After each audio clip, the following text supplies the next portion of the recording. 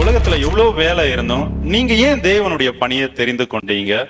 நீங்கள் பார்த்து கொண்டிருப்பது காஸ்பல் டிவியின் சத்தியத்தையும் அறிவீர்கள் என்ற நிகழ்ச்சியில இன்னைக்கு நம்மளோட ஒரு சிறப்பு விருந்தினர் வந்திருக்காங்க. நான் உங்களுடைய யாக்கோபு.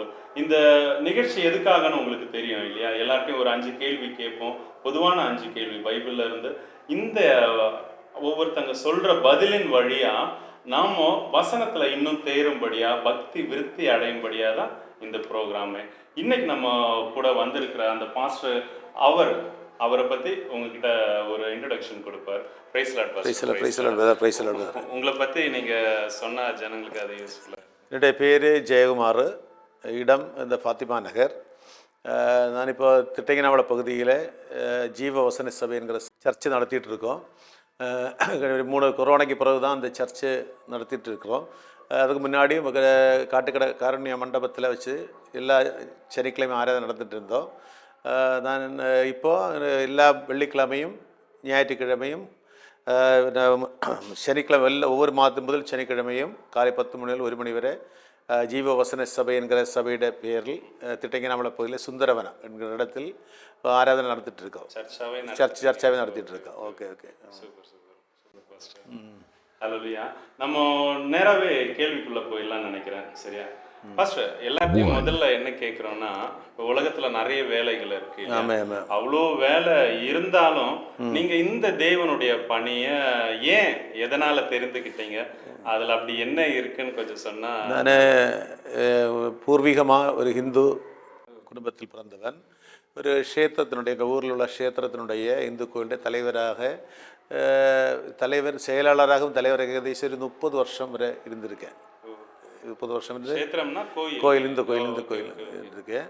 அப்பொழுது எங்களுடைய மனதில் எப்போவும் இந்த சுவிசேஷத்துக்கு விரோதமான செயல்களும் சிந்தனைகளும் தான் வந்துகிட்டே இருந்து, அதனால் எங்கள் ஊரில் அந்த க்ஷேத்திரத்தினுடைய பக்கத்தில் எல்லாம் யாராவது சுவிசேஷம் சொல்ல வந்தாலோ அல்லங்கள் யாராவது இந்த மாதிரி கிறிஸ்துவை பிரசங்கிக்க வந்தாலும் நாங்கள் அவர்களை எதிர்ப்பதும் அவர்களை துன்புறுத்துவதும் அவர்களை விரட்டுவதும் தான் எங்களுடைய வாடிக்கையாக இருந்தது.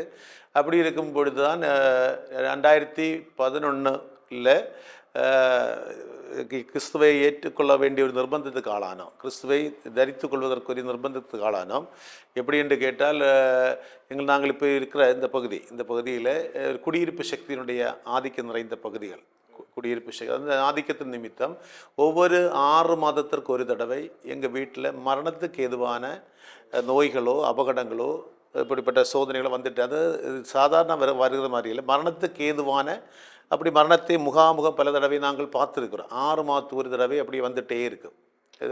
ஒவ்வொரு தடவை இது முடியும் பொழுது இந்த சோதனை, அந்த ஆக்சிடெண்ட்டோ நோய்களோ ஆப்ரேஷனோ இப்படிப்பட்ட பிரச்சனைகள் வந்துகிட்டே இருக்கும். ஒவ்வொரு 6 மாதத்துக்கு ஒரு தடவை மரணத்துக்கு ஏதுவான நோய்களோ வியாதிகளோ அபகடங்களோ ஏதாவது ஒன்று வந்துகிட்டே இருக்கும். ஆப்ரேஷன் ஒய்ஃபுகள் 2-3 ஆப்ரேஷனில் நடந்திருக்கு.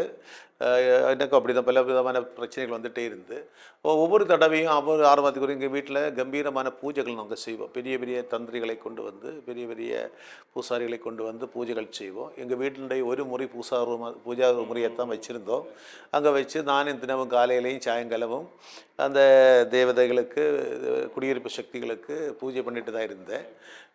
அப்படி இருக்கும் பொழுது ஒய்ஃபனுடைய அப்பா அவங்க எங்கள் வீட்டில் தான், அங்கே வீடு திருவனந்தபுரம் பக்கத்தில் ஒய்ஃபண்ட் அப்பா வீடு திருவனந்தபுரம் வெங்கானூர். அப்போ அவர் அங்கே ஒரு குடியிருப்பு சக்தியினுடைய, அவருக்கு பாரம்பரியமான குடியிருப்பு சக்தியினுடைய அதில் பூஜைகள் செய்கிறதும் பெரிய அந்த மெயின் ஆளாக இருக்கக்கூடிய ஒய்ஃபண்ட் அப்பா. அப்போ அவர் இங்கே இறக்கும்படி இங்கே வச்சு தான் இறக்காரு. நம்ம வீட்டில் இங்கே வந்து தான் இறக்காரு. இறக்கும் பொழுது நாங்கள் இந்து முறைப்படி தான் உள்ள கர்மங்கள் எல்லாம் செய்தோம். எல்லா கர்மங்களும் செய்துட்டு 16 கண்ணாக்கி உள்ள கர்மம் எல்லாம் முடித்து அன்னைக்கு நைட்டில் இருந்து வீட்டில் பிரத்யேகிச்சு ஒரு வித்தியாசமான நடைமுறைகள் எல்லாம், அசுத்தாவிகளுடைய கிரியைகள், பேய்களுடைய ஆக்டிவிட்டிஸ் எல்லாம், அசுத்தாவிகளுடைய ஆக்டிவிட்டிஸ் எல்லாம் பெருக ஆரம்பிச்சு. அப்போ நாங்கள் நினச்சது என்ன, இன்னைக்கு முதல் எப்படி புதுசாக வந்திருக்கேன்னு நினச்சிட்டு இருந்தோம். அன்னைக்கிலிருந்து 16 கர்மம் முடிக்கிற அன்னைக்கு தான் ஒய்ஃபுடைய நெஞ்சில் ஒரு வேதனை ஆரம்பிக்குது. என் மனைவியுடைய நெஞ்சில் மார்புகளில் ஒரு வேதனை ஆரம்பிக்கிறது. அந்த வேதனை ஆரம்பித்து கொஞ்ச நாள் கழிய அந்த வேதனை கூடுகிறது. அப்போது நம்ம பக்கத்தில் உள்ள ஹாஸ்பிட்டலில் போய் பார்த்தோம். அவங்க ஒன்றும் மெடிசன் கொடுப்பானா வேதனை குறையலை. பிறகு பூஜைகள் கர்மங்கள் எல்லாம் செய்து பார்த்தோம், அதுலேயும் ஒன்றும் செய்யலை. பிறகு சில குறுகிய எல்லாம் சொல்லி அங்கெல்லாம் போய் குறுகேட்டோம். அப்போ அவங்க எல்லாம் குறுகிய இடத்துலாம் சொல்லணும். அன்னைக்கு சொன்னது, இந்த குடியிருப்பு சக்திகளுடைய ஆதிக்கம் உங்கள் வீட்டில் அதிகமாக இருக்குது. அந்த மாமன் இறந்த பொழுது அந்த ஆவிகள் எல்லாம் இங்கே சேர்ந்து இங்கே வாசம் பண்ண தொடங்கியாச்சு. அந்த வாசம் பண்ண தொடங்குறது எப்படி என்று கேட்டால் அதனுடைய பிரத்யேகதை எனக்கு ஃபீல் பண்ணுறது, பகலோ இரவுலோ எனக்கு தூங்கவே முடியாது. நான் கண்ணு எப்போ அடையுமோ உடனே என்ன தூக்கி எடுத்து எறிய மாதிரி எறியும். ரியலாக எறிகிறது, ரியலாக தூக்கி எடுத்து கட்டில் இருந்தோ எங்கே இருந்தாலும் எடுத்து தூர எறிய மாதிரி ஒரு அனுபவம் எனக்கு வந்துகிட்டே இருந்து. அப்போது நாங்கள் நிச்சயத்த பூஜைகள் கர்மங்கள் ஒன்றும் கிடையாது, எல்லாம் செய்து பார்த்தோம். அதில் ஒன்று மாற்றங்கள் கொஞ்சம் மாற்றம் வரும், மீண்டும் பழையது மாதிரி அந்த பிரச்சனை வந்துகிட்டே இருந்து. இந்த பிரச்சனை வந்துட்டு இருக்கும் பொழுது தான் அவள் ஒய்ஃபுடைய இந்த நெஞ்சில் வேதனையும் கூடி வருது. அப்போ நம்ம பக்கத்தில் ஹாஸ்பிட்டல்லாம் காட்டிட்டு வாரசாலை எஸ்பி ஹாஸ்பிட்டலில் பார்த்தோம். அங்கே இருந்து அவங்க கண்டுபிடிக்கல, அப்படியும் வேதனை குறையலை. நேற்றுக்கு நிம்ஸ் ஹாஸ்பிட்டல் போய் பார்க்கும் பொழுது அவங்க ஸ்கேன் எடுக்க சொன்னாங்க. ஸ்கேன் எடுக்கும் பொழுது ஒய்ஃபுடைய நெஞ்சில் 2 முழை 2 கட்டி அது ஃபார்ம் ஆகி வருகிறது என்று சொன்னாங்க. அப்போ அதனுடைய வேதனையாக்கும். வேதனை என்பது ஃப்ரெண்டு மட்டுமல்ல, பேக் வர வேதனை, குறுக்கு வர வேதனை இருக்குது. அப்படியே பேக்கில் வேதனை. அப்போது அந்த டாக்டர்ஸுக்கு ஒரு சந்தேகம், வேறு ஏதாவது கட்டியாக இருக்குமோ என்று சொல்லி அது அவங்களுக்கு ஒரு சந்தேகம் வந்து, ஒருவேளைக்கு இது கேன்சர் கட்டியாக இருக்குமோ என்கிற சந்தேகத்தில் அதனால தான் இவ்வளோ வேதனை வருகிறது என்று அவங்க சொன்னாங்க. சொல்லிவிட்டு அவங்க மெடிசினும் தந்தாங்க. மெடிசனும் தந்த 2 மாதம் நீங்கள் இந்த மெடிசனை சாப்பிட்டுட்டு வாங்கன்னு சொல்லி பிறகு 2வது ஸ்கேன் பண்ணி பார்ப்போன்னெல்லாம் சொல்லிவிட்டாங்க. ஆனால் இப்போ இது மெடிசன் சாப்பிட்டு இருக்கும் பொழுது ஒரு நாள் கனவில் ஒய்ஃபுக்கு இந்த அசுத்தாவிகள் கனவில் வந்து சொல்கிறாங்க, நாங்கள் குடியிருப்பு சக்திகளாகி நாங்கள் தான் உனக்கு இந்த வேதனையை கொண்டு வந்தது. அந்த முழை என்பது கேன்சருடைய முழை, நீ வெகு சீக்கிரமாக இறந்து போவாய் என்று ஒரு தரிசனம், பிசாசுகள் கொடுக்குற தரிசனம் மாதிரி ஒய்ஃபுக்கு பார்க்குறாங்க. வந்து இப்படி நாங்கள் தான் இந்த நோயை உனக்கு தந்திருக்கிறது, நீ வெகு சீக்கிரமாக இறந்து போவாய் என்கிற சத்தத்தில் அவங்க சொல்கிறாங்க. அப்போ ஒய்ஃபுண்டே மட்டுமல்ல சொல்கிறது, என்னன்றது எனக்கு அன்னைக்கு வயருடைய இடது பாகத்து இந்த பாகத்துல எல்லாம் இந்த மாமன் இறந்த அந்த சமயம் முதல்ல எனக்கு ஆரம்பிச்சு. வயர் இடது பாகத்தில் ஒரு முழை வந்துகிட்டே இருந்து, முழைன்னா நல்ல அழலக்கம் மாதிரி இருக்கும், நல்ல வேதனை இருக்கும், அழலக்கம். ஆனால் எனக்கு ஒரு சந்தேகம் உண்டு, இந்த வேதனை இப்படி வாரது என்னதாக இருக்குன்னு சந்தேகம் உண்டு. அப்போது நான் மெடிக்கல் ஸ்டோரில் போய், எனக்கு தெரியக்கூடிய மெடிக்கல் ஸ்டோரில் போய் டேப்லெட் எல்லாம் வாங்கி இடைக்கிடைக்கு வாங்கி அப்படி சாப்பிட்டுட்டே இருந்தேன். இருந்தாலும் ஹாஸ்பிட்டல் போய் காட்டலை. எல்லோரும் சொன்னாங்க போய் காட்டுறதுக்கு, காட்டலை. அப்படி இருக்கும் பொழுது ஒய்ஃபுக்கு அந்த அசுத்தாவிகள் தரிசனத்தில் கொடுத்து சொன்னது மாதிரி என்னட்டே அன்னைக்கு நைட்டு சொல்கிறாங்க, இந்த ஆவிகள் உன்னுடைய வயனுடைய இடது பாகத்தில் இருக்க அந்த முழை அது கட்டி, அது கேன்சர் கட்டி, அது நாங்கள் தான் அதை தந்திருக்கோம், நீ திரைப்பட்டது இறந்து போவாய் என்று என்னட்டையும் தரிசனமாக சொல்கிறாங்க. அப்போ மறுநாள் காலையிலேயே ஒய்ஃபு துக்கத்தோடு வந்து கிச்சனில் வரும்பொழுது என்னட்ட இப்படி பேச சேட்டா, நேற்றைக்கு நான் ஒரு கனவு கண்டேன், இன்னதாக்கும் கனவு தான், எனக்கு இந்த முழை கேன்சர், நான் இதயம் பெற்றது சீக்கிரமாக இறந்து போவேன்னு சொன்னாங்க. இப்போ நானும் சொன்னேன், எனக்கு இப்படி ஒரு தரிசனம், இப்படி இந்த ஆவிகள் என்கிட்டையும் சொல்லி இருக்கிறதுன்ட்டு நானும் சொல்லுவேன். அப்போது எங்கள் உள்ளத்தில் ஒரு பயம் வர ஆரம்பித்தது, மரண பயம் வர ஆரம்பித்தது. உண்மையிலே அந்த ஒரு பயம் உள்ளத்தில் வந்து வர தொடங்கியாச்சு. அப்போ இன்னிப்போ என்ன செய்யுது, பூஜைகள் செய்து பார்த்தோம், க்ஷேத்திரங்களில் பூஜைகள், வீட்டில் பூஜைகள் கர்மங்கள் எல்லாம் செய்து பார்த்தோம், ஹாஸ்பிட்டலில் மெடிசன் சாப்பிட்டு பார்த்தோம். அப்பவும் வேதனை இது குறை மாதிரி இல்லை. அப்போ நிம்ஸ் ஹாஸ்பிட்டலிருந்து மெடிசன் தந்த பிறகும் ஒய்ஃபுக்கு வேதனை குறையலை, வேதனை கூடிட்டு தான் வருது, கூடி தான் வருது. அப்போ தான் இருக்குது. அப்படி இருக்கும் பொழுது 4 மாதத்திட்ட இருக்கும், வேதனை கூட்டிகிட்டு தான் வருது. அப்போ ஒய்ஃபுண்ட அம்மா இங்கே வரும்போது சொன்னாங்க, நீங்கள் இப்படி இருந்தாச்சுன்னா இறந்து போவீங்க, மரித்து போவீங்க, அதனால் ஒரு காரியம் செய்வோம், இப்போ காஞ்சிரங்குளத்தில் ஒரு ப்ரேயர் ஹால் உண்டு, அந்த ப்ரேயர் ஹாலில் போய் நமக்கு ஒன்று ஜெபம் பண்ணியா இப்படின்னு கேட்டாங்க. அப்போ நான் பதில் சொன்னது தான், அம்மானா அந்த இறந்த அவருடைய ஒய்ஃப் ஆமாம், ஒய்ஃப் அண்ட் அம்மா. அப்போ நான் அவங்கள்ட்ட பதில் சொன்னது, நான் ஒரு க்ஷேத்திரத்தினுடைய தலைவராக இருக்கிறேன், க்ஷேத்திரத்தினுடைய எல்லா காரியங்களும் பார்த்துட்ருக்கேன், என்னுடைய வீட்டில் பூஜா முறை வைத்து நான் இருவேளையும் பூஜை பண்ணிகிட்டு இருக்கிறேன், அந்த விக்கிரகங்களுக்கு செய்துட்ருக்கேன், பூஜை பண்ணிகிட்ருக்கேன். அப்போ எனக்கு எக்காரணம் கொண்டும் இயேசுவை, அது மட்டுமல்ல மனதளவில் இயேசுவை ஏற்றுக்கொள்ளக்கூடிய மனநிலையில் அல்ல. ஏன்னா சின்ன வயதிலிருந்து இயேசுடைய நாமத்துக்கு விரோதமும் கிறிஸ்தவங்களுக்கு விரோதமாகவும் மனநிலை அப்படி தான் இருந்தது. ஃபுல்லாக மனநிலை கிறிஸ்தவங்களுக்கு விரோதமாக, இயேசுவுக்கு விரோதமாகவும் தான் இருந்தது. அப்போ என்னால் அதை ஏற்றுக்கொள்ள முடியாதுன்னு சொல்லிவிட்டேன். இருந்தாலும் வேறு வழி இல்லாமல் ஒய்ஃபுக்கு அம்மா இப்படி சொல்லி வந்தனால ஒய்ஃபுக்கு வேதனை குறையாது, மெடிசன் சாப்பிட்டுட்டு வேதனை குறையாதனால பூஜைகள் எல்லாம் பண்ணிட்டு வேதனை குறையாது. இனிப்போ ஒரு வேளை இறந்தாட்ட போகணும்னோ இந்த மரணம், அந்த கனவில் பிசாசனுடைய அந்த ஏஜென்ட்டுகள் சொன்ன அந்த வார்த்தை எங்கள்கிட்ட கிரியை செய்ய ஆரம்பித்தது. ஒருவேளை அப்படியா இருக்குமோங்கிற பயம், அந்த பயத்தின் நிமித்தம் மரண பயம் வர ஆரம்பித்தது. அந்த மரண பயத்தின் நிமித்தம் ஒய்ஃபுடைய என்னுடைய முழு விருப்பத்தோடு அல்ல, இருந்தாலும் ஒய்ஃபுடைய நிர்பந்த பிரகாரம் நான் சொன்னேன், சரி அம்மா அப்படி என்ன ஒரு நாள் அந்த ப்ரேயர் ஹாலில் அம்மாவோட நீ போய் பார்க்க சொல்லிட்டோம். அப்போ அப்படி ஒய்ஃபு அன்னைக்கு ஒரு ஞாயிற்றுக்கிழமை அங்கே ப்ரேயர் ஹாலில் போனாங்க. போகும்பொழுது அந்த பாஸ்டர் எங்களுக்கு ஜெபம் பண்ணிவிட்டு அவங்க ஒரு பாட்டில் தண்ணி வாங்கிட்டு வர சொல்லி ஒரு பாட்டிலில் 20 ஒரு பாட்டில் தண்ணியை வாங்கி கொடுத்து அந்த பாஸ்டர் ப்ரேயர் பண்ணி கொடுத்துட்டாரு.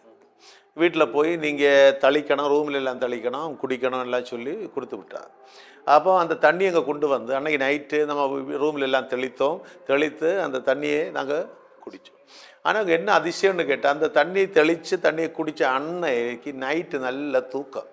இந்த ஆவிகள் ஒன்றும் எங்களை தூக்கி எறியவோ டிஸ்டர்ப் பண்ணவோ வரல, நல்ல தூக்கம் வந்து. அப்போ எங்களுக்கு ஒரு மனசில் இன்றைக்கி நல்ல தூக்கம் வந்திருக்கு, ஒரு சமாதானம் வந்திருக்கு இந்த தண்ணி தெளித்ததுனால என்கிற ஒரு சந்தோஷம் வர ஆரம்பிது.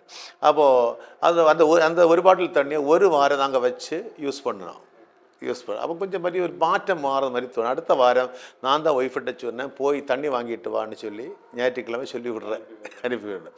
அப்போ அன்னைக்கும் போய் தண்ணியையும் எண்ணெயெல்லாம் கொண்டு போய் ஜெபம் பண்ணி வாங்கிட்டு வராங்க. கிறிஸ்தவராகிறதுக்கோ இயேசுவை ஏற்றுக்கொள்வதற்கு அல்ல, ஒரு சுகத்திற்காக, ஒரு விடுதலைக்காக வேண்டி அப்படி செய்தோம். மீண்டும் போய் வாங்கிட்டு வந்தாங்க. அப்போ எங்களுக்கு ஒரு விசுவாசம் இல்லை, ஒரு சுகம் வருது. இயேசுவின் மேல் நம்பிக்கை இல்லை, ஆனால் தண்ணீர மேல் நம்பிக்கை இருக்குது. தண்ணியிலே எண்ணெயில மேலும் நம்பிக்கை இருந்து அங்கிருந்து கொண்டு வந்த தண்ணி சுகத்தை தருகிறது, அது ஒரு விடுதலை தருகிறது நம்பிக்கை உள்ளத்தில் வர காரணம் ஒரு சமாதானம், தூங்க முடிகிறது, ஒரு வீட்டில் ஒரு சமாதானம் வர ஆரம்பிக்கிறது. அப்படி இருக்கும் பொழுது அந்த பாஸ்டர்கிட்ட அங்குள்ள பாஸ்டர் சொன்னாருங்க, நீங்கள் உங்கள் கணவரை கூட கூட்டிகிட்டு வாங்கன்னு சொன்னார்.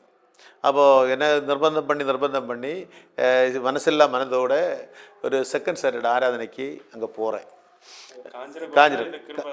காஞ்சிரங்குளம் காருண்ய ப்ரேயர் ஹால், காருண்ய ப்ரேயர் அங்கே போகிறோம். அங்கே போகும்பொழுது அந்த பாஸ்டர் அப்பொழுது என்னுடைய கையில் நூல் தாயத்து எல்லாம் ஜெபிச்சு கட்டியிருக்கேன்.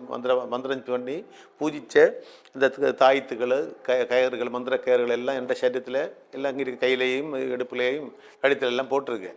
அப்படி தான் நான் போனேன். போகும்பொழுது அந்த பாஸ்டர் முதல்ல என்கிட்ட பெர்மிஷன் கேட்குறாரு, பிரதர் உங்கள் தலையில் நான் கை வச்சு ஜெபம் பண்ணட்டான். நான் சொன்னேன், சார் உங்கள் விருப்பம் மாதிரி பண்ணுங்கன்னு சொன்னேன்.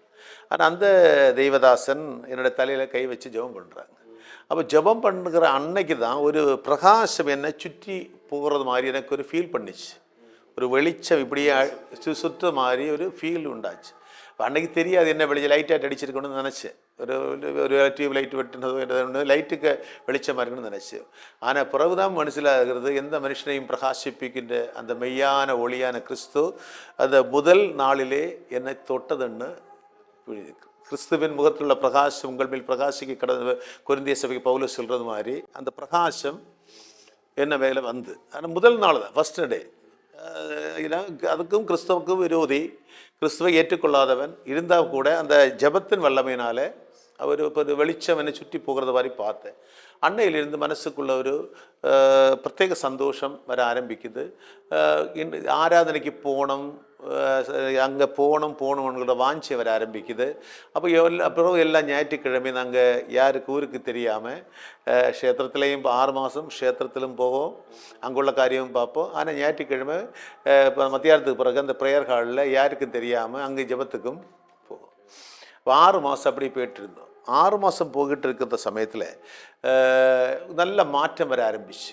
நல்ல மாற்றம் என்னென்னா ஒய்ஃபுக்கு வேதனை குறையுது, என்னுடைய வேதனை குறையுது, நல்லா தூங்க முடிகிறது, வீட்டில் ஒரு சமாதானம், ஒரு நிம்மதி வர ஆரம்பிக்கிறது. அப்படி இருக்கிற சமயத்தில் அந்த தேவதாசன் என்னட்ட ஜெபம் பண்ணிட்டு ஒரு பைபிளை தாரார். சார், இந்த பைபிளை கொண்டு நீங்கள் வாசிக்கணும். இப்போ அந்த பைபிளை வாங்கி தான் வீட்டுக்கு கொண்டு வச்சு எங்கேருந்து தொடங்கணும், எங்கேருந்து வாசிக்கணும் எனக்கு யாரும் சொல்லித்தரவும் இல்லை, புரியவும் இல்லை. பிறகு பைபிள் எடுத்து வாசிக்கிறதுக்கு பழக்கம் இதுவரை இல்லையே. அப்படி இருக்கும் பொழுது ஒரு நாள் பைபிள் இப்படி எடுக்கிற சமயத்தில் பரிசுத்த ஆவியானவர் ஒரு ஆரோ என்கிட்ட பேசுகிறது மாதிரி எனக்கு ஒரு ஃபீல் வருகிறது. அப்போது நான் எதை படிக்கணும் என்கிற ஒரு குழப்பம், எங்கேருந்து தொடங்கணும், எங்கே படிக்கணும் எல்லாம் பார்த்து ஏசையா, தாவீது, டேனியேலு, இசக்கியேலு, மத்தாயி, மார்க்கோஸ், லூக்கோஸ் இப்படி எல்லாம் இருக்குது. எங்கே என்ன செய்யணும்னு இப்படி இல்லை, யாரும் சொல்லித்தரவும் இல்லை. பைபிள் எடுத்து முதல்ல எடுக்கிறேன். அப்பொழுது தான் ஆவியானவர் அதை என்ன வாசிக்கணும் என்கிறத குறித்து எனக்கு ஓர்மையில் நான் இதுவரை ஞாபகத்தில் கேட்காத ஒரு பேரை சொல்கிறாரு. அன்னைக்கு சொன்னது 1 கொரிந்தியர் அது 10ஆம் அதிகாரம் அது 20, 21, 22 வசனங்களை நீ வாசிக்கணும்.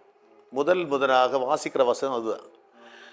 அப்போது அந்த வசனத்தை எடுக்க சொல்ல 1 கொரிந்தியர் 10ஆம் அதிகாரம் 20, 21, 22 வசனங்களை எடுக்க சொன்னார்.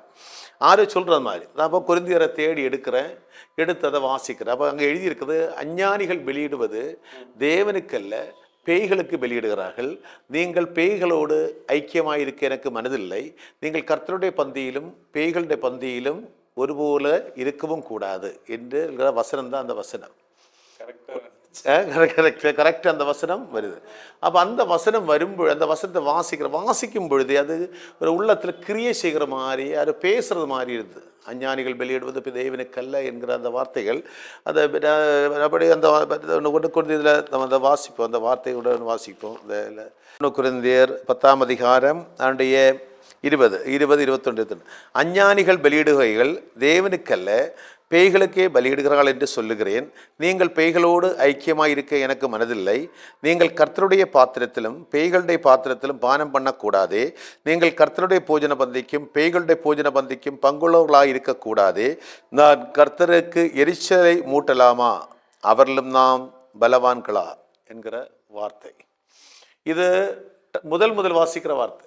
பைபிளை திறந்து முதல்ல வாசிக்கிற உங்களுடைய அந்த சிச்சுவேஷனுக்கு ஏத்த கரெக்டான வார்த்தை. அந்த நீங்க பூஜை பண்றீங்க, அங்கேயும் சண்டையும் வருங்க. அப்போ 6 மாதம் அப்படி. அப்போ இந்த வார்த்தை வந்த உடனே என்னுடைய மனசுக்குள்ள ஒரு ஒரு சந்தேகமும் குழப்பமும் இருக்குது. அப்போ இந்த வார்த்தை என்னதாக இருக்கும், நாங்கள் வெளியிடுகிற தெய்வனே அல்லவா என்கிற சிந்தைகள் வர ஆரம்பித்தது. அதன் பிறகு க்ஷேத்திரத்தில் போவேன், உள்ளே கேற மாட்டேன், வெளியில் நிற்கும். அப்போது மக்கள் எல்லாம் கேட்க ஆரம்பித்தாங்க, ஏன் என்ன ஆச்சு என் க்ஷேத்திரத்தில் பிரசிடண்டாக இருக்கிற ஆள் ஏன் வரல, ஏன் தலைவராக இருக்கிற ஆள் ஏன் விலகி நிற்கிறாருன்னு. பிறகு அவங்க ஐடென்டிஃபை பண்ணியாச்சு, நான் க்ஷேத்திரத்தில் போகிறேன்னு. க்ஷேத்திரத்தில் இல்லை, சபைக்கு பள்ளிக்கு போகிறேங்கிற இது அவங்களுக்கு புரிஞ்சுது.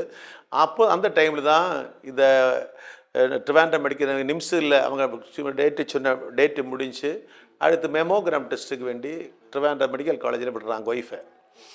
நெஞ்சு டெஸ்ட் பண்ணி கேன்சர் வியாதி இருக்கா இல்லைன்னு டெஸ்ட் பண்ணுறதுக்கு அவங்களுக்கு சந்தேகமாக இருந்து அங்கே விடுறாங்க. இப்போ அங்கே போய் அங்கே மெட்ரோ லேபில் தான் அதை இந்த டெஸ்ட் பண்ணுறோம். காலையில் போகிறோம், சாயங்காலம் வரை அங்கே இருக்க சொன்னாங்க. அங்கே அதில் இருந்து டெஸ்ட் பண்ணும்போது ஆனால் எங்களுக்கு அன்றைக்கி ஜெபம் பண்ணணுன்னு தெரியாது. இங்கே டெஸ்ட் பண்ணதுக்கு முன்னாடி நான் தான் பக்கத்தில் இருந்து ஒய்ஃபுக்கு ஒரே டென்ஷனும் வேவலாது. டெஸ்ட் பண்ணும்போது அது ஆகிருக்குமோ, அதாவது கேன்சர் வியாதி ஆகிருக்குமோ, டிம்ஸில் இப்படி சொல்லியிருக்காங்களே அந்த கட்டியாக இருக்குமோங்கிற ஒரே டென்ஷனும் ப்ராப்ளம். எனக்கு அந்த டென்ஷன் ப்ராப்ளம் இருந்தது. ஆனால் ஒரே சின்ன ஜெபம்னா ஜெபம் பண்ண தெரியாத ஒரு ஜெபம். என்னென்ன அன்னைக்கு பண்ண ஜெபம் இப்படி தான் இன்றைக்கும் நல்ல ஞாபகம் இருக்குது. ஆண்டவரே இயேசுவே, நாங்கள் இப்படி ஆகிருந்தோம், ஆனால் இப்போ உன்னை நேசிக்கிறோம். ஆனால் இந்த வியாதி இந்த டெஸ்ட் பண்ணும்போது அந்த மொழை அங்கே இருந்தாச்சுன்னா மானக்கேடு இயேசுவுக்கு தான். ஏன்னா மக்கள் எல்லாம் தெரிஞ்சாச்சு, இது நாங்கள் இயேசுவை ஆராதிக்க போகிறோன்னு தெரிஞ்சாச்சு, எல்லோரும் தெரியுது. ஆனால் இனி அந்த வியாதி அங்கே இருந்தால் அது நாணக்கேடு. தமிழ் எப்படி சொல்லுவாங்க, நாணக்கேடு இயேசுவுக்கு, நமக்கு இல்லை, இயேசுவுக்கு தான் நாணக்கேடு. அதனால் டெஸ்ட் பண்ணி ரிசல்ட் வரும்போது அது ஒன்றும் இருக்காத பார்த்து கொள்ளணும்னு சொல்லி பிதாவையும் வேண்டல, யாரையும் வேண்ட தெரியாது. இப்படி இந்த வார்த்தையை சொல்லிட்டு ஊரில் போனாங்க. போயிட்டு சாயங்காலம் மாதிரி நாங்கள் இருக்கிறோம். ரிசல்ட் வரும்போது அவங்க நல்ல குட்ஸ் நியூஸாக அது வருது. அந்த 2 முழைகளும் அங்கே காணவில்லை, கரைஞ்சி போய் ட்விஸ்ட் மாதிரி தான் இருக்குது, ட்விஸ்ட் மாதிரி இருக்குது. எல்லாம் இன்னும் ஒன்றும் குழப்பம் இல்லை, பிரச்சனை இல்லை, ரிசல்ட்டும் வருது. எங்களுக்கு വലിய சந்தோஷமாச்சு. இயேசு கிறிஸ்து ஜீவிக்கிற தேவன் என்று வேதம் சொல்கிறது போல மெய்யாகவே மெய்யாகவே அவர் நமது பாடுகளை ஏற்றுக்கொண்டு நம்ம துக்கங்களை அவர் சுமந்தார், அவருடைய தழும்புகளால் நாம் சுகமாகிறோம் என்கிற வார்த்தையின்படி அந்த சுகமளிக்கும் வல்லமை அன்னைக்கு ஒய்ஃபை தொட்டு ஒய்ஃபு குணமாச்சு. அந்த செய்தியை அங்கேருந்து சந்தோஷத்தோடு வந்து எங்கள் குடும்பக்காரெல்லாம் இந்து பேக்ரவுண்டில் உள்ளவங்க, அவங்க எல்லோரும் க்ஷேத்திரத்தில் போகிறவங்க. நான் முதல்ல நான் அம்மாகிட்ட போய் சொன்னேன். அம்மா அன்றைக்கி உயிரோடு இருந்தாங்க.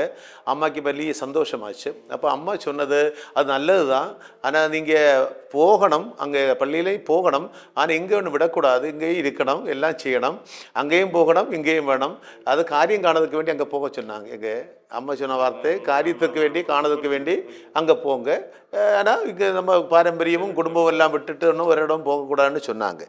ஆனால் இது என்ன நடந்ததுன்னு கேட்டால், ஒய்ஃப் அப்படி சௌக்கியமாக இருந்த சமயத்தில் சௌக்கியமாகிடுச்சு. நாங்கள் சந்தோஷத்தோட இயேசுவை ஏற்றுக்கொள்ளக்கூடிய மனநிலை வந்திருக்கு. முதல்ல தண்ணியிலையும் எண்ணெயிலையும் தான் விசுவாசம் வச்சோம். இப்போ இயேசுவை ஏற்றுக்கொள்ளக்கூடிய ஒரு மனநிலை சந்தோஷம் எங்களுக்கு வந்தது. அந்த சந்தோஷத்தில் பிறகு பரஸ்யமாக சபைக்கு போக முடியாது. அப்போ பின்ன பயந்து தான் போகிறோம், யாராவது பார்த்தா பிரச்சனை ஆகுமோ. அப்போது இங்கே ஊரில் எல்லாம் தெரிய ஆரம்பிச்சாச்சு, இப்படி இப்போ போகிறது மாதிரி தெரிய ஆரம்பிச்சாச்சு. சரி, அப்போ நாங்கள் இப்படி போயிட்டு இருக்கும்போது ஒரு நாள் என்ன, ஆனால் எனக்கு இந்த வேதனை குறையலை, இந்த சைடில் உள்ள வேதனை குறையலை. அந்த வேதனை சில பேர்லாம் இது ஏதோ யாரோ பிடிச்சி இழுக்க மாதிரி இருக்கு, உள்ள வேறு கிட்ட சரி உள்ள யாரோ பிடிச்சி இழுக்க மாதிரி, கொளுத்தி பிடிக்க மாதிரி, ஒரு அழலக்க மாதிரி, தீவு கத்து மாதிரி இருக்கும். அப்போ எனக்கு ஒரு சந்தேகம், அந்த நோயாக இருக்கும், கேன்சர் வியாதி. சாத்தான் அன்னைக்கு தரிசனமாக சொன்னானே, பிசாசு சொன்னானே, இது உனக்கும் இந்த கேன்சர் தான். அப்போ அப்படி என்னோடய வேதனை இப்படி கூடி வார சமயத்தில் ஒய்ஃப் அண்ட் அம்மா ட்ரிவாண்டத்துலேருந்து ஒரு பாஸ்டர் வீட்டுக்கு கொண்டு வராங்க, காலிப் என்கிற ஒரு பாஸ்டர். அந்த பாஸ்டர் வீட்டுக்கு வந்து எங்கள் வீட்டு பழைய வீட்டில் ஹாலில் இருந்து பாஸ்டர் ஒய்ஃபு, நான், ஒய்ஃபு அம்மா இப்போ எவ்வளோ இருந்து ஜெபம் பண்ணுறாங்க. ஜெபம் பண்ணும் பொழுது அந்த பாஸ்டருக்கு கிருபை வரங்கள் உள்ள பாஸ்டர். அப்போ அவர் ஜெபம் பண்ணி கொண்டிருக்கிறது ஆண்டவர் வெளிப்பாடு அவரே கொடுக்குறாரு. ஒரு வெளிப்பாடு, என்ன வெளிப்பாடுன்னு கேட்டால், அவர் என்ன பார்த்து என்னுடைய வயரில் கையை சூண்டி, இந்த இடது பக்கத்தில் கையை சூண்டி, இயேசுவின் நாமத்தில் அந்த வியாதியை ஏடுகள்ள பிசாசுன்னு கட்டளை போட்டார். கட்டளை இட்ட உடனே இந்த பகுதி முழுவதும், இந்த இடம் முழுவதும் மரவிப்பு மாதிரியும் ஒரு விரையல் மாதிரி வர ஆரம்பிக்குது. இந்த இடம் கொஞ்சம் ஒரு 1-2 செகண்ட் கழிஞ்ச உடனே இந்த மரிச்சினி கிழங்கு பிழுதெடுக்கும்போ பொண்டு சத்தம் கேட்குற மாதிரி, இங்கே இருந்து என்னதோ பிழுதெடுக்க மாதிரி ஒரு சத்தம், அதை கரெக்டாக அதை ஃபீல் பண்ண முடிஞ்சுது.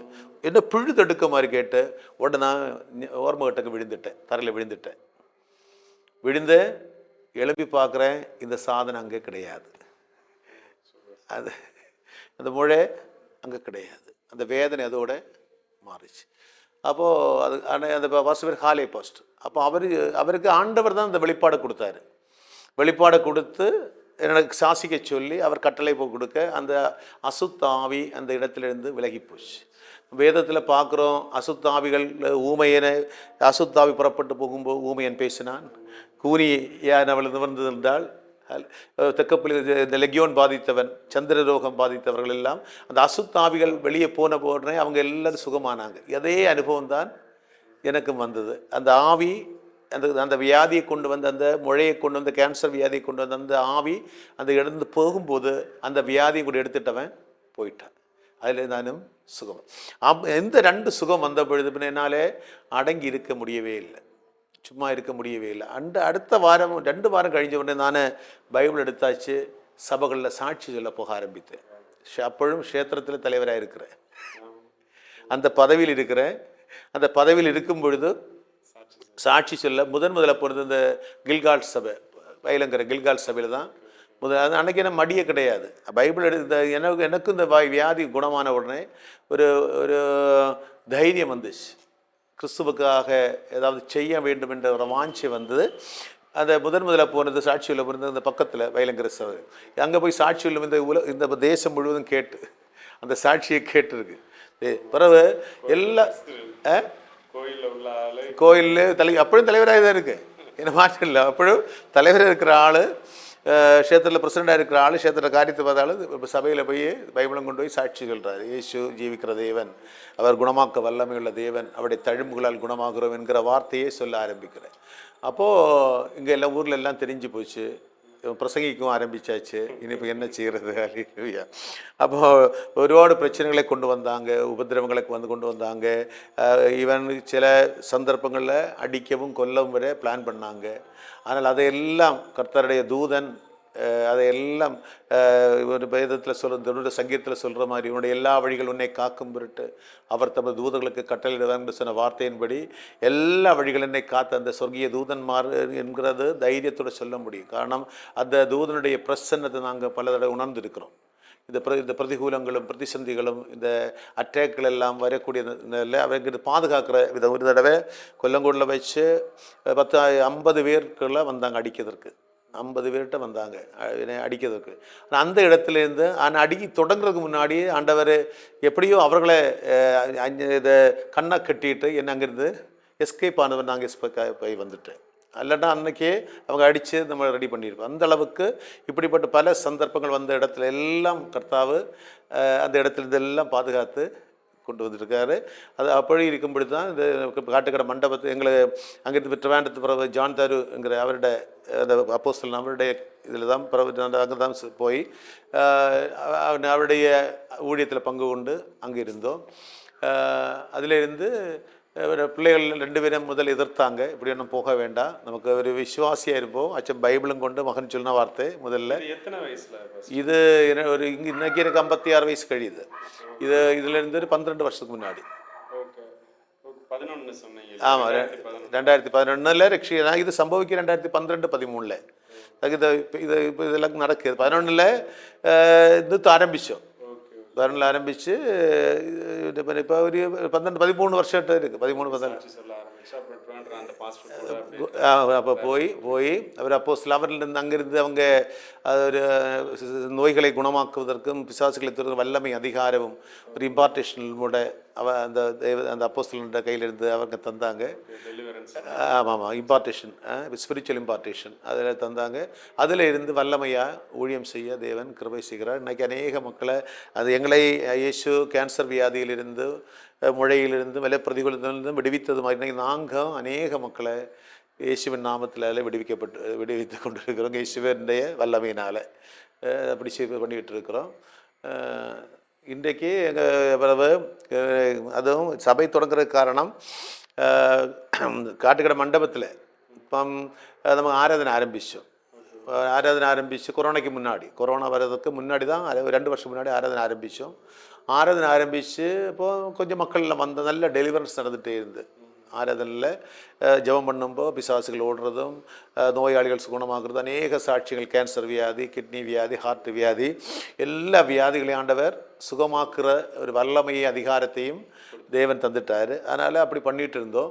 அப்போ கொரோனா வாரத்துக்கு முன்னாடி தான் ஆண்டவருக்கு முன்னாடியே தெரியும் மண்டபம் அடைக்க போகுது, அப்போ ஏதாவது இடத்தை ஆயத்தப்படுத்தணும்னு சொல்லி திட்டங்கனவள பகுதியில் சுந்தரவன்கிற இடத்துல ஒரு ஆராதனை இல்லாமல் இருந்த ஒரு சபை ஊழியம். அவங்கள பாஸ்டர் ஜோதி பாஸ்டர் இருந்தார், அவர் இறந்து போனாங்க.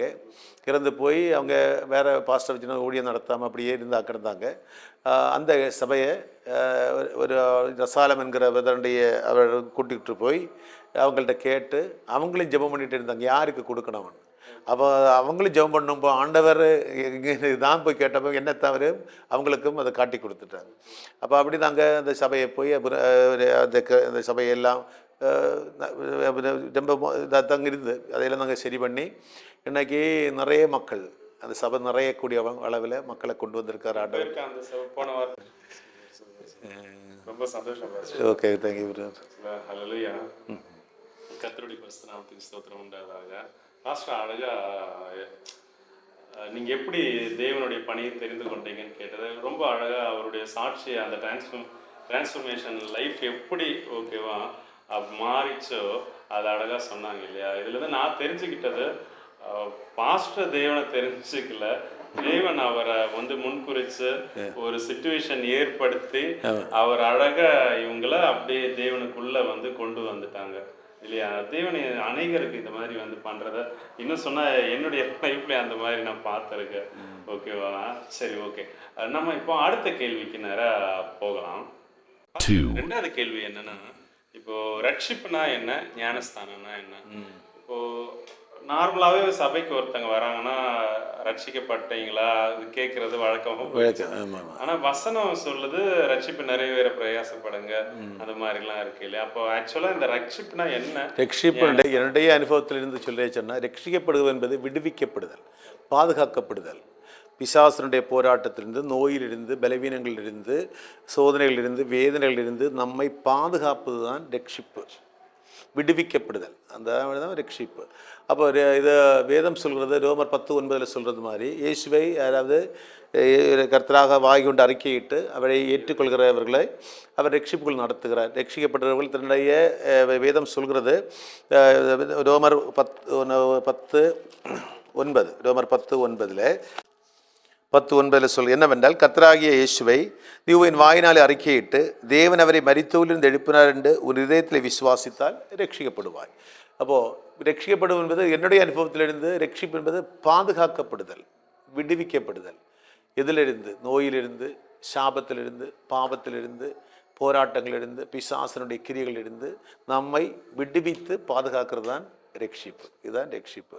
அப்போ அதுக்கு என்ன எதை சொல்கிறது? இயேசுவை உன் வாயினாலே அறிக்கையிட்டு தேவனை மரித்து எழுப்பின உதயத்தில் விசுவாசித்தால் ரட்சிக்கப்படுவார். அந்த ஒரு விசுவாசம் எப்போ வரும்னு கேட்டால், எனக்கு விசுவாசம் வந்தது பாதுகாக்கப்பட்ட பொழுது, நோயிலிருந்து விடுதலையாக்கப்பட்ட போது, பலவீனத்திலிருந்து விடுதலையாக்கப்பட்ட போது, போராட்டத்திலிருந்து விடுதலையாக்கப்பட்ட போது எனக்கு ரட்சிப்பு வந்தது, எங்களுக்கு ரட்சிப்பு வந்தது. அப்போ நாம் ரட்சிக்கப்பட்டவர்களாக மாறணும். எப்போ மாறணும்? இதிலிருந்து விடுதலை ஆனப்போ ரட்சிக்கப்பட்டவளாக மாறணும். இதுதான் ரட்சிப்பு. இன்னும் நான் நினைக்கிறது அதுதான். அதனுடைய ஆதாரமான வசனம் இதுதான். பிறகு ஞானஸ்தானம் என்பது பழைய மனிதனை மூழ்கடித்து கிறிஸ்துவை தரித்து கொண்டு வெளியே வருவது தான்.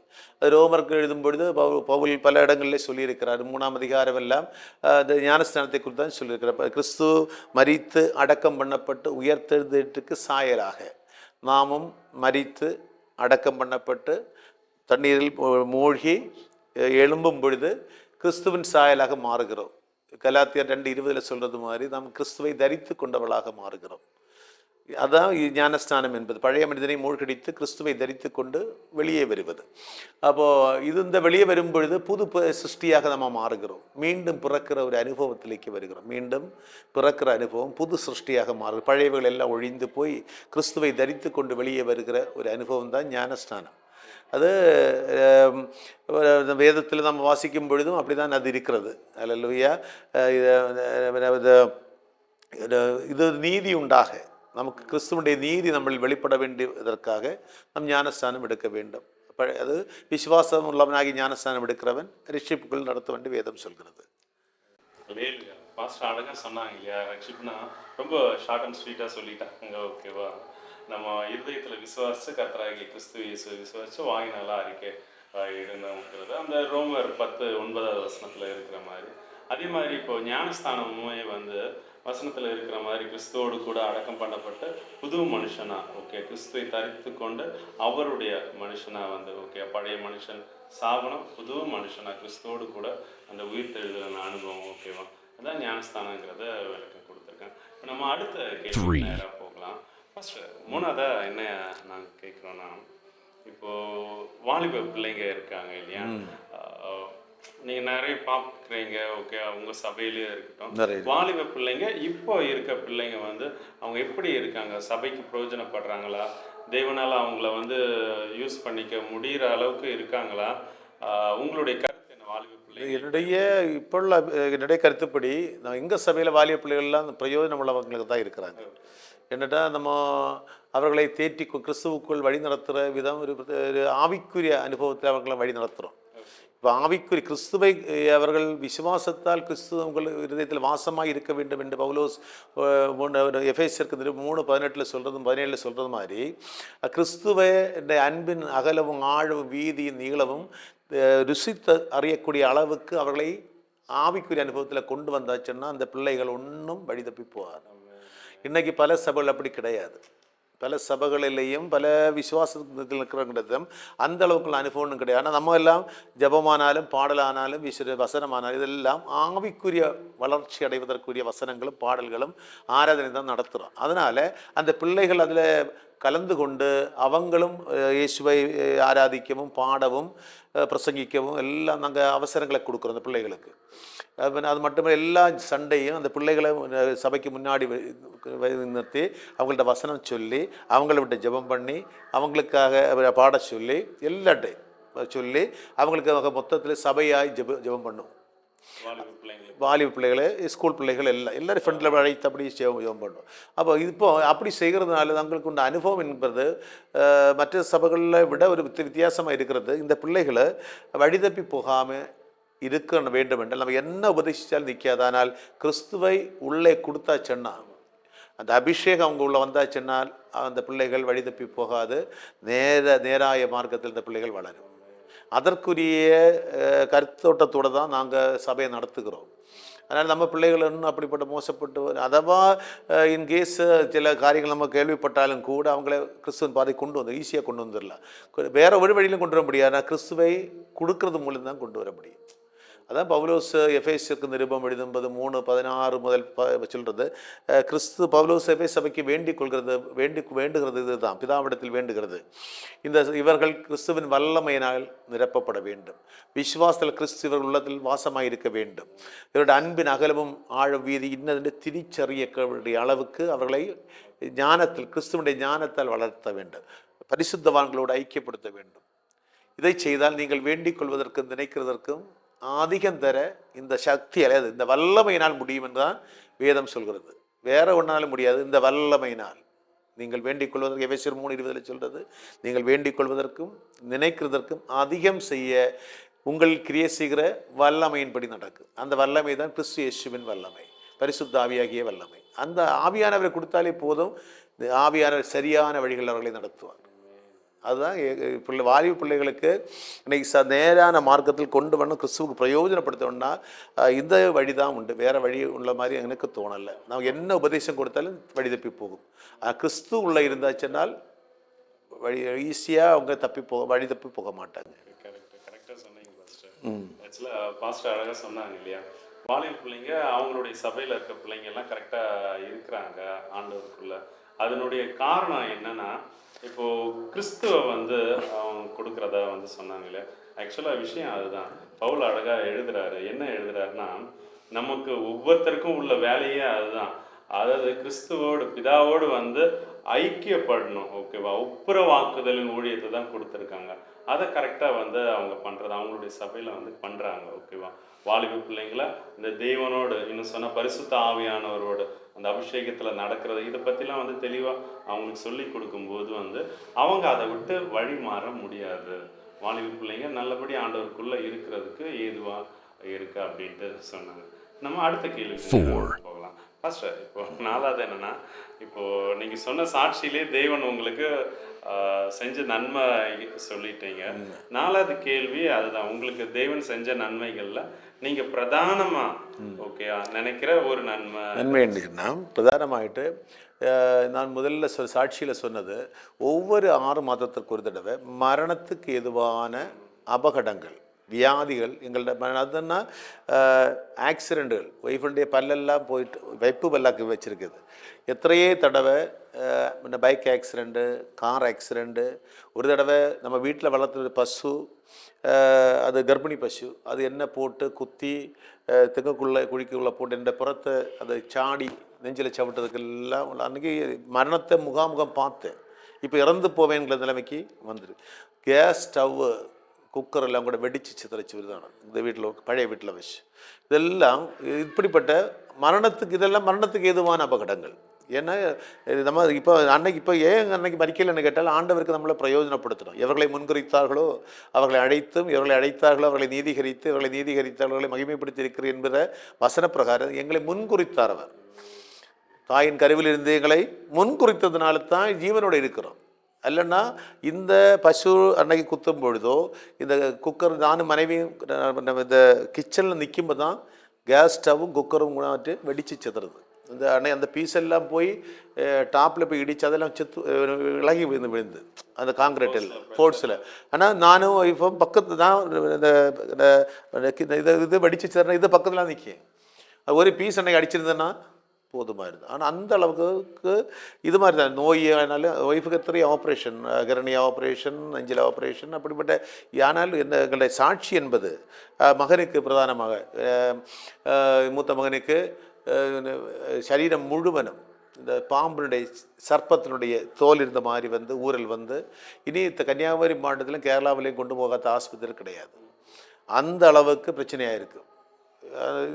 தொலி எல்லாம் அப்படி தான் இருக்கும். இருந்து ஊரில் சொரிச்சல் அப்படி செய்யாத பூஜைகள் கிடையாது, கர்மங்கள் கிடையாது. அதனால் திருவனந்தபுரத்தில் ஜான்தார் மீட்டிங்கில் ஒரு நாள் இயேசுவின் நாம அலர்ஜி மாறி போட்டேன்னு சொன்ன அந்த பிறகு இத்தனை வருஷமாச்சு, இது வரைது வந்ததும் கிடையாது. அந்த அளவுக்கு தேவன் அற்புதம் செய்தார். அது மட்டுமல்ல, 6 மாதம் அதிலிருந்து எங்களுக்கு சொல்ல வேண்டிய சாட்சியம் என்பது பிரதானமாக என்னைக்கு இயேசுவை ரட்சகராக ஏற்றுக்கொண்டோமோ அன்னையிலிருந்து இந்நாள் வரைக்கும் பழைய எந்த ஒரு அனுபவங்களும் வரல. ஹல்லேலூயா. பழைய எந்த ஒரு அனுபவங்களும், அந்த ஆக்சிடெண்ட்டுகளோ அபகடங்களோ அப்படிப்பட்ட வியாதிகளோ சோதனைகளோ போராட்டங்களோ ஒன்றுமே எங்களை மேற்கொள்ளவும் இல்லை. இதுவரை நாங்கள் அந்த அந்த இதுக்கு போகவும் ஆண்டவர் விடலை. எதை சொல்வது, உன் பாதம் கல்லில் கட்டி போகாத வண்ணம் நான் உன்னை கைகளில் ஏந்தி கொண்டு போவேன் என்கிற வார்த்தை அப்படியே பலிக்கிறது, அப்படியே நிறைவேறி கொண்டிருக்கிறது. இதுதான் ഏറ്റവും பெரிய சாட்சி. நாங்கள் எல்லா இடத்துலையும் சொல்கிறது, எங்கள் குடும்பக்கார்ட்ட சொல்கிறது அப்படி தான். எங்கள் சகோதரங்கள் குடும்பங்கள்ட்ட எல்லாத்தையும் நாங்கள் இதை தான் சொல்லுவோம். ஏன்னு கேட்டால் அன்னைக்கு எப்படி இருந்தோம், இன்னைக்கு எப்படி இருக்கும். பொருளாதாரத்திலேயோ முன்னோட்ட பின் அதல்ல, சரீர அளவிலும் மனதளவிலையும் சமாதானம், சந்தோஷம். குடும்பத்தில் கிறிஸ்துவை ஏற்றிக்கொண்டு என்னைக்கு இந்த ரட்சகரை ஏற்றுக்கொண்டோமோ, அவரை உள்ளத்தில் நாங்கள் ரிசீவ் பண்ணோமோ, அன்னையிலிருந்து இந்நாள் வரைக்கும் அப்படிப்பட்ட பிரச்சனையே கிடையாது. இதுதான் மிகப்பெரிய சாட்சியம் என்பது. நிஜமாவே நீங்கள் சொன்ன மாதிரி ரொம்ப பெரிய சாட்சி. எப்போ ஏற்றுக்கிட்டீங்களோ அதோட அந்த பழைய லைஃபே போகலாம். அந்த பிசாசு பயமுறுத்துறதா இருக்கட்டும், மொத்தத்தையும் அவரே வேலி அடைச்சு பாதுகாத்து. சூப்பர். அழகா பாஸ்டர் சொன்னாங்க தங்களுடைய அந்த என்ன சொல்றது, அவருக்கு பிடிச்ச விஷயத்த தேவன் தனக்கு செஞ்சதுல பாஸ்டருக்கு ரொம்ப பிடிச்ச விஷயத்த சொன்னாங்க. எனக்குமே பிடிச்சது விஷயம். இப்போ கடைசி கேள்வி நம்ம கேட்க போறோம் பாஸ்டர். லாஸ்டா இப்போ இருக்கிற ஊழியர்கள் என்ன பண்ணணும், விசுவாசிகள் என்ன பண்ணணும் பாஸ்டர்? இது ஒரு ஆலோசனையா சொல்லலாம். இந்த ஆலோசனை சொல்லும் போது சிலருக்கு அது பிடிக்கவும் செய்யாது. இருந்தாலும் சொல்கிறேன், ஊழியர்கள் என்பது இன்னைக்கு மக்களை சபையை ஆவிக்குரிய வளர்ச்சியில் கொண்டு வந்து தான் ஆகணும். அதில் நிற்க மாட்டோம். அற்புதங்கள் அடையாளங்கள் நடந்தால் மட்டுமே மக்கள் வருவாங்க. வசனத்தை உறுதிப்படுத்துவது அற்புதங்களும் அடையாளங்கள்னால தான் வசனத்தை உறுதிப்படுத்த முடியும். வசனம் மட்டும் கொடுத்து அதை அற்புதங்களை அடையாளங்களை குறை சொல்லுகிறதும், அதெல்லாம் குறை சொல்லி அதை இழிவாக எண்ணுகிறதும், அதெல்லாம் ஊழியத்துக்கு ப்ரோக்ரஸுக்கு தடையாகத்தான் இருக்கும். நான் நினைக்கிறது, எங்கள் சபையில் ஒவ்வொரு வாரம் புதிய புதிய ஆளுகள் எல்லா வாரம் வருவாங்க. கழிஞ்ச வாரம் வந்தாங்க, எல்லா வாரம் வந்துட்டு இருக்காங்க. வாரம் எதுக்குன்னு கேட்டால் டிவி வழியில் பார்க்குறாங்க, காஸ்பல் டிவியில் பார்க்குறாங்க, யூடியூப்பில் பார்க்குறாங்க. அப்போ விடுதலைகள் நடக்குது, அற்புதங்கள் மக்கள் தேடி வராங்க. சார் இதில் ஒரு அதிசயம் என்பது, 2 சபை தொடங்கிட்டு 2.5 வருஷம் ஆகுது. கொரோனாக்கு பிறகு தான் அங்கே சபை 165 பேருக்கு நான் ஞானஸ்தானம் கொடுத்துருக்கேன். முழுகல் ஸ்தானம் 165 பேருக்கு. ஒவ்வொரு ஞானஸ்தானத்துக்கும் 15-20 பேர் ஒரு வருஷத்தில் 4-5 தடவை கொடுப்போம். ஒரு வருடத்தில் 4 தடவை 5 தடவை ஒவ்வொரு ஞானஸ்தானத்துக்கும் 7 பேர் 10 பேர் 25 பேர் கொடுத்துருக்கோம் ஒரே டைமில். எப்படின்னு கேட்டால் அவங்க சபைக்கு வர்றாங்க, ஒரு விடுதலை அனுபவிக்கிறாங்க, இயேசு நல்லவர் என்கிற அவர்கள் உணர்கிறாங்க, ஏற்றுக்கொள்கிறாங்க. விசுவாசம் உள்ளவனாகி அவர்கள் ஞானஸ்தானம் எடுக்கிறாங்க. ஞானஸ்தானம் எடுக்கிறவங்க எல்லாரும் சபைக்கு நிற்கல. இருந்தாலும் அவங்க போகிற சபை, ஆவிக்குரிய சபையில் போகிறவங்க அவங்க சபைக்கு போகிறாங்க. இருந்தாலும் ஞானஸ்தானம் கொடுப்பதற்கு அவங்க எடுப்பதற்கு ஒரு மனநிலையை கொண்டு வந்தாங்க. காரணம், இயேசு வாழுகிறார், ஜீவிக்கிறார், அவர் சுகமாக்குகிறார், குணமாக்கு நம்மை ரட்சிப்பார் என்கிற விசுவாசம். அந்த விசுவாசம் அந்த மக்களுக்கு வரணும்னா அங்கே விடுதலும் அற்புதங்களும் அடையாளங்களும் நடந்தால் மட்டும்தான் மக்கள் உள்ள. அது மட்டுமல்ல, சபையில் தித்திப்பும் கசப்பு ஒரு வாயிலிருந்து வரக்கூடாது. ஆசீர்வாதமும் சாபமும் நான் வைத்திருக்கிறேன், நீங்கள் எதை வேண்டுமானாலும் பெற்றுக்கொள்ளலாம். இன்னும் முன்னாடி அவர்கள் சில ஊழியர்களுக்கு அது நீங்கள் நான் சொல்லும்போது பிடிக்க, பல சபைகளில் நான் முன்னாடி பிரசங்கத்துக்கு போகும்போது எல்லாம் சொல்லுவேன். இது இப்படி விசுவாசிகள் மக்கள் ஒரு ஒரு சமாதானத்திற்காக, ஒரு சந்தோஷத்திற்கு, ஒரு ஆசுவாசத்திற்காக சபைக்கு வராங்க. நாம் திருப்பி அவங்க போகும்பொழுது அதை கொடுத்து தான் விடணும். அதை விட்டுட்டு அவர்களை மனதை புண்படுத்தக்கூடிய அளவு ஏதாவது ஒரு விஷயத்தை குறித்து அவர்களை புண்படுத்தி விட்டால் அவர்கள் விசுவாசத்தை இழக்கிறது மட்டுமல்ல, சபைக்கு வர மாட்டாங்க. தேவனுடைய நம்பிக்கை இழந்து போகும். ஊழியர்கள் செய்ய வேண்டியது இது. அந்த மனநிலையில் அவர்கள் ஊழியம் செய்தாச்சுன்னா எல்லா சபைகளிலும் ஆத்துமாக்கள் கொண்டு நிறையும், சந்தேகமும் கிடையாது. அவங்க தொடங்கி அன்னைக்கு தொடங்கும்போது 8-10 பேர் தான் வந்தாங்க சபைக்கு. இப்போ எல்லாம் 200 மேலே ஆள் 2 வருஷத்துக்குள்ள 200 மேலுக்கு ஆள் வந்து வர்றாங்க. இந்த வந்த ஆளுகள் எல்லாருக்கும் சாட்சியம் உண்டு. அவங்க எல்லாரும் ஞானஸ்நானம் எடுத்து நல்ல விசுவாசத்தோட கிறிஸ்துவை பற்றி கொண்டு வந்து நிற்கிறாங்க. அது எங்களோட அனுபவம். ஏன்னு கேட்டால் நாங்கள் வந்த வழி அப்படி, ஆனால் அந்த வழியில் மக்களை கொண்டு வராங்க. இப்போ அவங்க எல்லாம் அநேக எங்கள் சபையில் இருக்கிற விசுவாச மக்களில் பகுதியில் கூடுதல் ஊழியக்காரர்களாக மாறக்கூடிய லெவலுக்கு வந்தாச்சு. அவங்க எல்லாம் அபிஷேகத்தில் நிரம்பி அந்நிய பாஷையில் கிருபை வரங்கள் பெற்றவர்களாக மாறிட்டாங்க. இப்படியே மாறிட்டாங்க. அப்படி வரும்பொழுது அவங்களுக்கு விசுவாசம் உற்சாகம் வரும். ஏன்னு கேட்டால் ஊழியம் செய்ய வேண்டுங்கிற வாஞ்சி வந்துட்டே இருக்கு. இது வாஞ்ச வரணும்னா அவங்க கையிலால் ஏதாவது நடக்கணும், இயேசுவின் நாமத்தினாலே நடக்கணும். நடக்கும்பொழுது அவர்களுக்கு வாஞ்சி உண்டாது, தானாக ஒரு வாஞ்சி. எங்களுக்கு வாஞ்சி வந்த மாதிரி எங்களுக்கு அப்போஸ்தல அதிகாரத்தை தேவன் தந்தனால பிசாசுகளை துரத்தவும் நோயாளிகளை குணமாக்க தந்த பொழுது எங்களுக்கு அடங்கியிருக்க முடியலையே. என்னைக்கும் அதை செய்யணும் 10 மக்களை சுகப்படுத்தணும், அவர்கள் பிசாசை துரத்தணும் அங்கிற ஒரு மனநிலையிலே நாங்கள் வாரது மாதிரி சபை வளருது. விசுவாச மக்களுக்கும் விடுதலை ஆகுது. இயேசு வாழ்கிறார், ஜீவிக்கிறார் என்கிற உணர்வு மக்களுக்கு வருது. இப்போ அப்படி இல்லையே, சபைகளில் அப்படி கிடையாது. ஏதோ சடங்காச்சாரமாக ஏதோ செய்கிறாங்க, போகிறாங்க, வராங்க. உண்மையாக ஆவிக்குரிய அனுபவத்தில் மக்களை கொண்டு வந்தாச்சுன்னா எல்லா சபைகளும் பக்தி விருத்தி அடைந்து வளர்ந்து வரும். இப்போ நீங்கள் திடீர்னு இப்போ உங்கள் சபை திடீர்னு இத்தனை பேர் வளரும்போது சுற்றி இருக்க சர்ச்சஸ் பாஸ்டர் எல்லாம் உங்களுக்கு ப்ராப்ளம் இல்லை, அவங்களுக்கு எல்லாம் பொறாமை உண்டு, எரிச்சல் உண்டு, அவ்வளோதான். நானும் அவங்க சபையிலேயும் இன்னைக்கு மார்னிங்கில் தான் ஜெபம் பண்ண. அவங்களுக்கு எல்லா சபைகளிலேயும் ஆத்துமாக்கள் நிறையணும். எல்லா சபை தெய்வதாசன்மாருக்கு வேண்டியது எல்லா சபைகளிலும் ஆத்துமாக்கள் நிறைய வேண்டி ஜெபம் பண்ணுவேன். காரணம் நம்ம சுந்தரம சபையிலையும் நாங்கள் அங்கேயும் சபை எல்லா சபைகளிலும் ஆத்மாக்கள் கொண்டு நிறையணும். ஏன்னா நிறையணும்னா முதல்ல இது நம்ம ஊழியக்காரர்கள் அதுக்குரிய பாதையில் போகணும். பரிசுத்தம் மட்டும் இல்லை பாஸ்டர், பரிசுத்தமாக இருந்தால் கூட நம்முடைய எண்ணங்கள் செயல்கள் கிறிஸ்துவுக்கு ஏற்றதாக இருக்க வேண்டும். இப்போ திமோத்தேயுவுக்கு பவுல் சொல்றது மாதிரி சிந்தையே உங்களில் இருக்க கடவுது. அவர் செய்தது போல் நமக்கு செய்யணுங்கிற வாஞ்சை, அப்போஸ்தலர்கள் செய்த மாதிரி செய்யணுங்கிற வாஞ்சை, அந்த வாஞ்சை வந்தாலே ஆட்டோமேட்டிக்காയിട്ട് கிரியை நடக்கும். நிறைய மக்கள் இப்போ பிலிப்பு சபரி அப்போ மந்திரவாதிகள் நிறைந்த பட்டணம் பிலிப்பு அபிஷேகத்தோட போனார், செய்ய வேண்டிய எல்லாம் செய்து அந்த பட்டணத்தையே கிறிஸ்துவுக்குள்ள கொண்டு வந்துட்டாங்க. அதனால மந்திரவாதிகளோ விக்கிராராதனைக்கோ கோட்டை எது இருந்தாலும் பிரச்சனையே கிடையாது. நம்ம நம்மகிட்ட இருக்கிற உலகத்தில் இருப்பவங்களுடைய பெரியவர், அந்த பெரியவரை தரித்து கொண்டு நம்ம போயாச்சுன்னா சகலமும் சாத்தியம். ஏன் இதை கேட்டேன்னா ஒரு ஏரியாக்குள்ள மினிஸ்ட்ரி பண்றதுக்கு புதுசா போறோம்னா அங்க இருக்கிற பாஸ்டர்ங்களாம் இப்போ அவங்க சபையில இல்லாத புது ஆத்மாக்களை சந்திக்க தான் போவோம். ஆனா அங்கே நான் இங்க பாக்குறேன், அங்க இருக்க பாஸ்டர்ஸ் என்ன பண்றான், இது எங்க ஏரியா, என்ன இந்த இடத்த பாத்துக்க எங்களுக்கு தெரியும், நீங்க இங்க வரக்கூடாது, வெளியாத நாங்க இங்க இருக்கிறவங்கள பார்த்து நாங்க சுவிசேஷம் சொல்லி கொண்டு வந்துருவோம். அப்படி இருக்கிற இந்த கன்னியாகுமரி மாவட்டத்துல சரி இப்போ நீங்க இப்படி திடீர்னு ஆண்டவர் வளர்த்து வரும்போது கொஞ்சம் பிரச்சனை இருக்கும் இல்லை? பிரச்சனை இருக்கு, பொறாமை எரிச்சல் இருக்கு, பயங்கரமா இருக்கு. முன்னாடி எல்லாம் எல்லா சபைகள்லையும் கன்வென்ஷன் மீட்டிங் எல்லாம் கூப்பிடுவாங்க, என்ன உபவாச ஆராதனைக்கு எல்லா பெந்தகோஸ்து சபைகள்லையும் சிஎஸ்சி எல்லாம் கூப்பிடுவாங்க. இப்போ சபை வளர்ந்த உடனே இப்போ யாருமே வெளியில் மீட்டிங்குக்கே கூப்பிடுறது கிடையாது.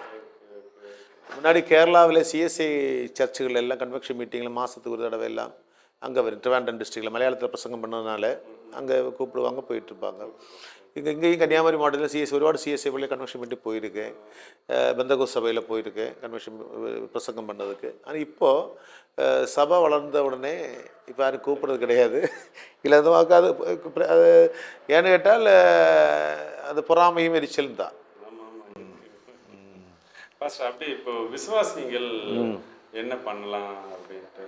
விசுவாசிகள் இப்போ நீங்க சொன்னீங்க இல்லையா, இப்போ ஊழியர்கள் ஒரு ஆலோசனையா சொன்னீங்க, இப்படி இருந்தா கரெக்டா இருக்கு, கிறிஸ்துவனுடைய சிந்தையை இருந்துட்டு கரெக்டா வசனத்தை உறுதிப்படுத்தும்படிக்கு வல்லமையோட செயல்படணும், ஆவிக்குரிய இதுல ஜனங்களை நடத்தணும் சொன்னீங்களே. அதே மாதிரி இப்போ விசுவாசிகள் என்ன பண்ணணும்? உங்களுடைய விசுவாசிகளுக்கு ஆலோசனையா நீங்க என்ன சொல்ற?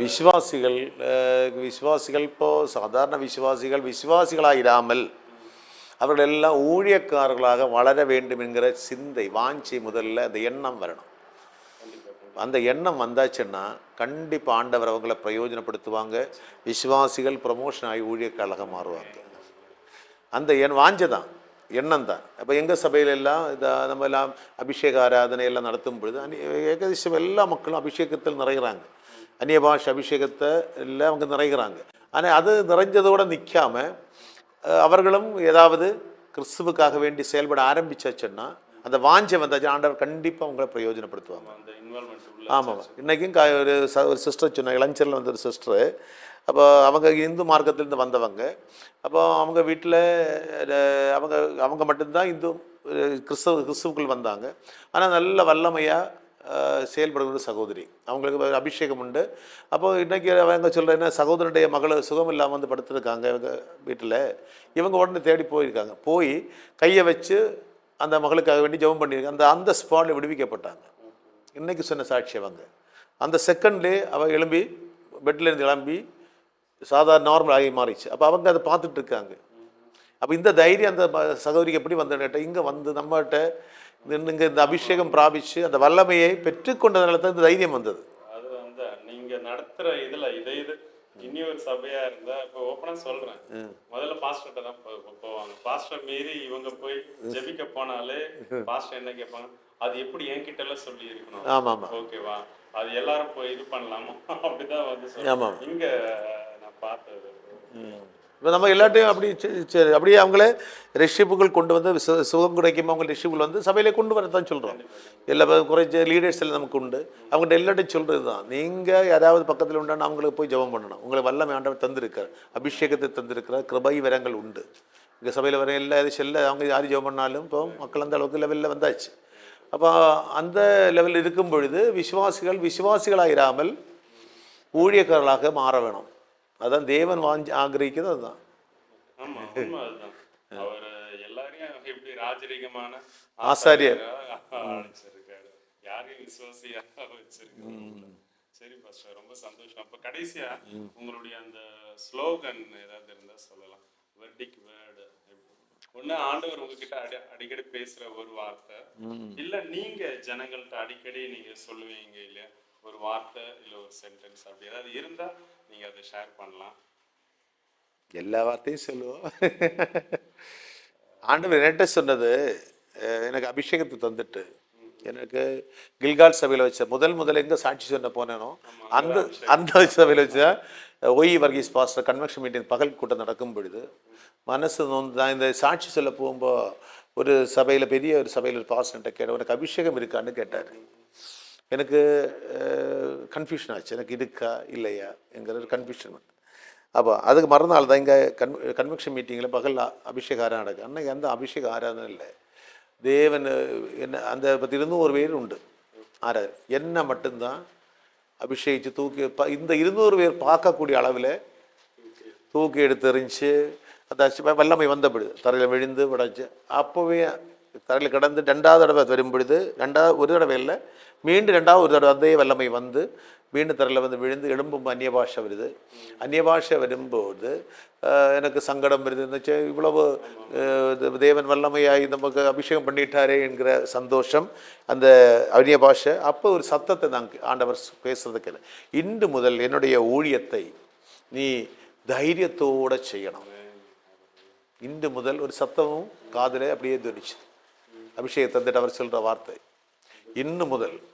ஏன்னா தலையே அதனுடைய முந்தின நாள் வரை கலங்கிட்டு இருந்தேன், ஒரு பாஸ்டர்கிட்ட கேட்டார், உனக்கு அபிஷேகம் இருக்கா, நீ போய் பிரசங்கிக்கிறியா, உனக்கு அபிஷேகம் இருக்கான்னு கேட்டதுனால நான் ஆண்டவரே எனக்கு அபிஷேகம் இருக்கா இல்லையான்னு எனக்கு தெரியாது, ஆனால் உண்மை நான் பிரசங்கிக்கிறேன், சபை சாட்சி சொல்கிறேன். இது மறுநாள் இது தாராரு, இந்த அபிஷேகத்தை தாராரு. அந்த சத்தத்தை கேட்பிக்கிறாரு, அந்த மெல்லிய சத்தத்தை என் காதில் கேட்குது. அன்னைக்கு இன்று முதல் என்னுடைய வேலையை நீ தைரியத்தோடு செய்வாய். அந்த சத்தத்தை விட வேற ஒரு சத்தம் தேவையில்லை. வேற என்ன விஷயம்? ரொம்ப சந்தோஷம். சரி brother, okay, thank you brother. Gospel டிவிக்கு நன்றி. ஆக்சுவலா இந்த ப்ரோக்ராம் உங்களுக்கு ஒரு திறந்த வாசலா காஸ்பல் டிவி வழியா ஆண்டவர் உங்களுக்கு வச்சிருக்காரு. நீங்க உண்மையா, அதாவது சத்தியத்தை பேசுற ஊழியராக இருந்தீங்கன்னா, உங்களுக்கு விருப்பம் இருந்ததுன்னா டிவியில இது பண்றதுக்கு, இதே 5 கேள்விகளுக்கு நீங்க பதில் சொல்ல விரும்புனீங்கன்னா, இந்த கீழே இருக்க நம்பருக்கு நீங்க கால் பண்ணீங்கன்னா, நீங்க இருக்கிற இடத்துல அந்த சர்ச்சிலையோ இல்லை உங்க வீட்லயோ நீங்க சொல்ற இடத்துல நாங்கள் வீடியோ எடுக்கிறோம். இது பார்ட் 2 பார்ட் 3 அந்த மாதிரி வரும். இப்போ இன்னும் ஒரு சில ஊழியரோட இன்னும் ஒரு வாரத்துல இந்த 5 கேள்விகள் முடியுது. அடுத்த 5 கேள்வி இருக்கும். பரிசுத்தம், ஆயத்தம், கடைசி கால என்ன சொல்ற எச்சரிப்பு சொல்லலாம், வருகை குறித்த காரியங்கள், அதே மாதிரி இப்போ ஃபேமிலிக்குள்ள ஓகேவா குடும்ப அன்பு பிரிவுலாம் இருக்கு இல்லையா, இதை பற்றி எல்லாமே நம்ம பேச போகிறோம். நீங்கள் விரும்புனீங்கன்னா ஓகே, நீங்கள் என் கூட தொடர்பு கொள்ளுங்க. ஓகேவா, நம்ம அதான் ஃப்ரீயாகவே நீங்கள் இருக்கிற இடத்துல வீடியோ நம்ம இது ப்ரோக்ராமாக போடுறோம். கர்த்தர் உங்களை ஆசீர்வதிப்பாராக. Thank you. God bless you. Thank you brother. Thank you brother.